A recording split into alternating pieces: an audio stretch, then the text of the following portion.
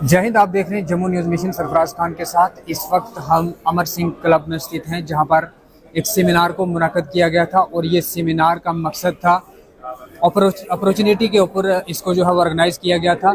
हमारे जितने भी युवा हैं उनकी बेरोजगारी के ऊपर हमेशा बात होती है, लेकिन उनको उजागर करने के लिए अब जो है वो केंद्र सरकार की तरफ से बड़ी बड़ी स्कीमें लॉन्च की जा रही हैं। हत्ता कि देखा जाए इससे कबल जो है वो 10 साल ये सब कुछ नहीं था, लेकिन अब जो है विकास हो रहा है, भारत बदल रहा है। 2024 जो है वो अब लग चुका है। कहीं ना कहीं अगर देखा जाए तो जम्मू कश्मीर में जो है वो काफ़ी बदलाव देखने को मिला। उसी को मद्देनजर रखते हुए जो है वो आज अमर सिंह क्लब में जो है वो एक प्रोग्राम इनकाद किया गया था और मेरे साथ अभी सुनील शाह साहब हैं जो कि इस सारे प्रोग्राम को लीड कर रहे थे। इन्हीं से जानने की कोशिश करेंगे कि आखिर इस प्रोग्राम का मकसद क्या था। सर, सबसे पहले तो मैं आपका धन्यवाद करता हूं जम्मू न्यूज़ मिशन में, और मैं जानना चाहता हूं आज का जो इतना बड़ा आपने सेमिनार रखा था इसका मोटिव क्या था। देखिए, आपने बहुत सही तरह से इसको रजू किया है। जम्मू और कश्मीर में पिछले कई सालों से लोग एक अपनी अपेक्षा करके बैठे थे कि स्टेट को कैसे हम दूसरे स्टेटों के साथ में लेके जाके खड़े रहे। 1 अगस्त 5 को 2019 को हमने 370 का एक ऐसा प्रावधान था जिसको दूर किया।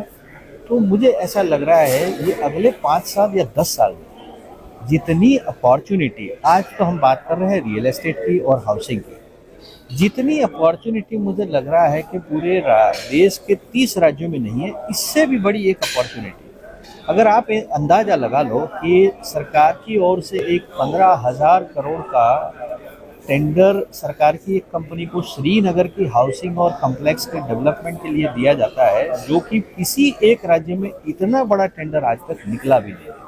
तो मुझे लगता है आज हमारे साथ में आर्किटेक्ट जी अमित बोस जी थे, जो कि केंद्र सरकार के कई अलग अलग कमेटियों के सदस्य हैं। उन्होंने बड़ी अच्छी तरह से बहुत आयामों ऊपर हमें बात करी है, जिसकी वजह से मुझे ऐसा लगता है कि यहाँ के युवाओं को तो छोड़ दो, आप बाहर के आसपास के 5 राज्यों के युवाओं को भी इस अपॉर्चुनिटी से काम मिलना बिल्कुल शुरू हो जाएगा। कंस्ट्रक्शन और रियल एस्टेट में टेक्नोलॉजी से लेके, क्वालिटी से लेके, किस तरह के नए मशीन वगैरह लेके आए, हम किस तरह से जल्दी से किसी काम को पूर्ण करें। आज एक मकान हमको 1 साल में बन रहा है, हम कैसे 3 साल में करके रहे।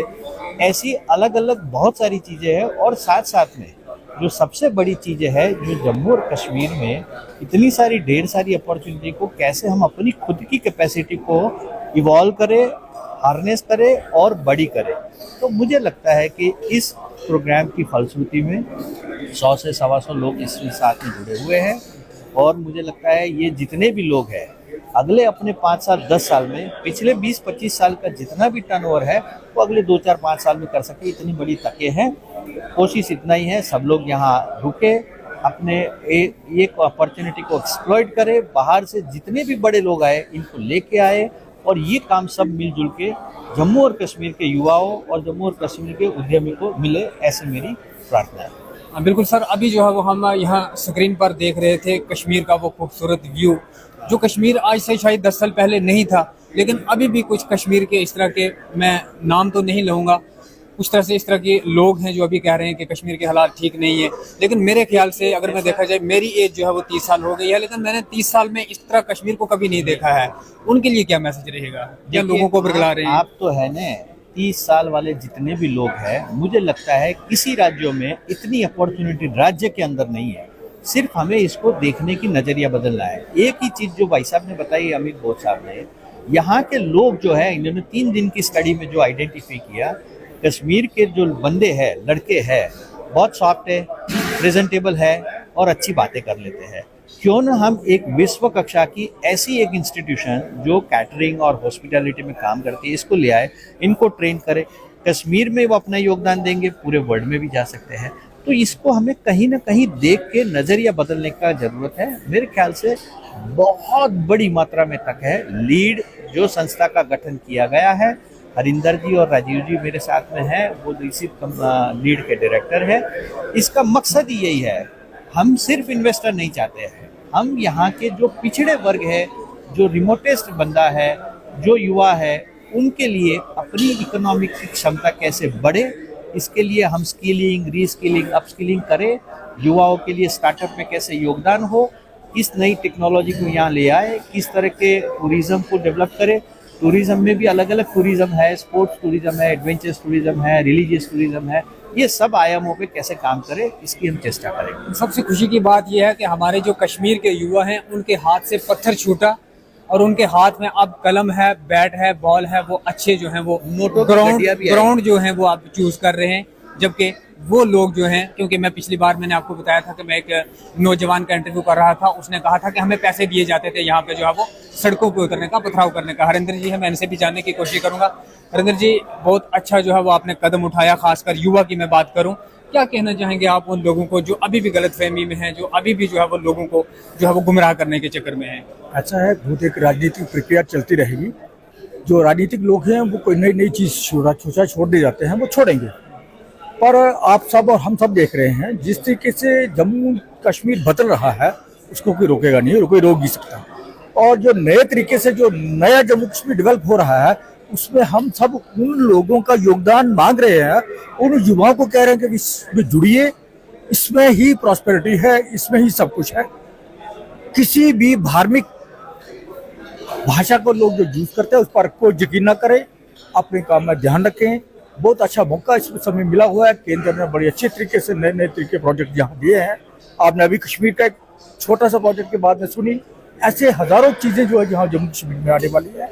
और मुझे लगता है कि इसका फायदा हम, हमारे आने वाली पीढ़ी सब इसको अच्छी तरीके से लेंगे। मुझे लगता है कि हम सब के लिए एक पैगाम है, प्रधानमंत्री माननीय नरेंद्र मोदी जी का जो सपना है, सबका साथ सबका विकास और सबका प्रयास, इसका सारा का सारा आपको नक्शा जो है वो जम्मू कश्मीर में दिख रहा है। और जम्मू कश्मीर नई जगह पर पहुंचने वाला है। इसमें जो बाकी राज्यों से भी आगे निकलने की क्षमता है वो उसका इस्तेमाल होगा।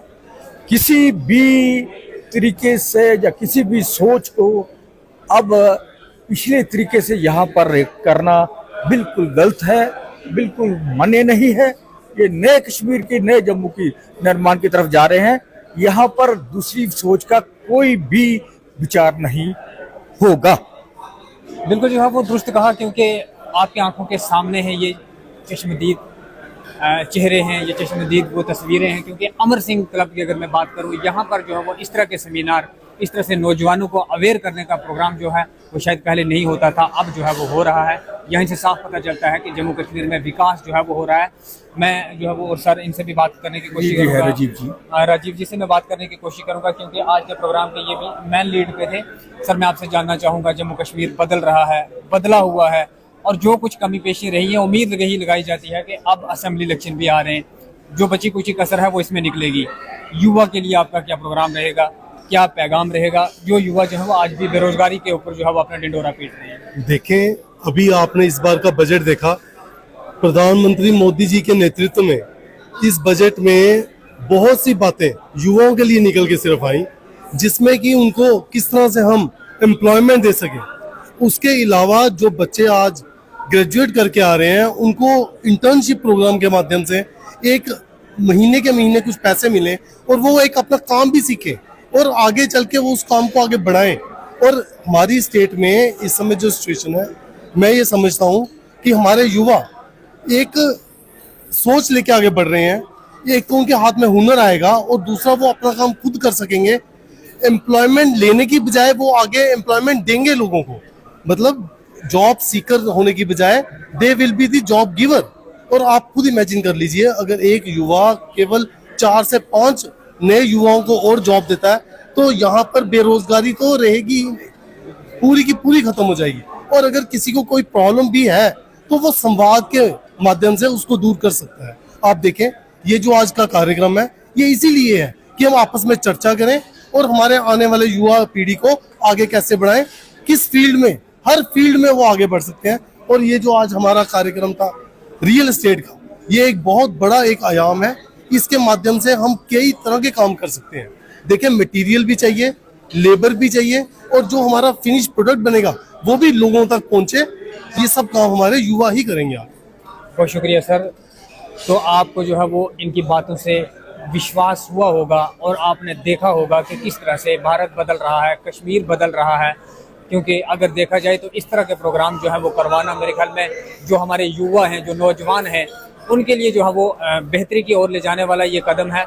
मैं एक बार फिर से जो है वो अपने जम्मू के जितना भी प्रशासन है या जम्मू का जितने भी हमारे सीनियर सिटीजन हैं उनको मैं सल्यूट करता हूं कि जो इस तरह के प्रोग्राम इनकाद करवा कर हमारे युवा तक वो मैसेज पहुंचाते हैं, क्योंकि आज मैक्सिमम हमारे युवा जो हैं वो ड्रग्स की ओर बढ़ रहे हैं, गलत रास्ते की ओर बढ़ रहे हैं। तो इस तरह के अगर प्रोग्राम होते रहेंगे तो वो उनको जो है वो एक सीधा रास्ता मिलेगा, क्योंकि अब वो भी जान चुके हैं कि कश्मीर बदल रहा है। अगर देखा जाए 100% में से मात्र 40 या 35% की जो है वो बेरोजगारी बाकी बची हुई है, और उम्मीद यही लगाई जाती है कि आने वाले समय में वो लोग भी जो है वो अपने अपने कारोबार में व्यस्त रहेंगे।